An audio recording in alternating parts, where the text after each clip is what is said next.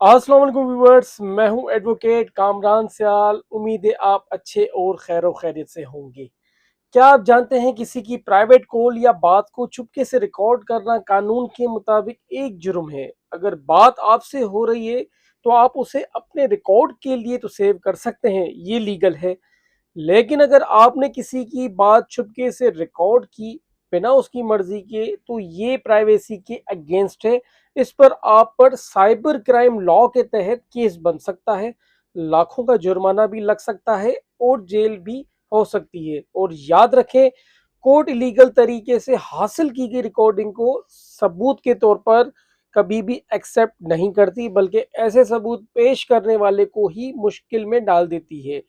इसलिए अपना हक के लिए कानूनी रास्ता हमेशा इख्तियार करें और दूसरों का ख्याल रखें। अगर वीडियो अच्छी लगी हो तो हमारी वीडियो को शेयर करें ताकि आपके फ्रेंड सर्कल तक मालूमात पहुंच सके, और हमारे चैनल को सब्सक्राइब करें। Thank you so much.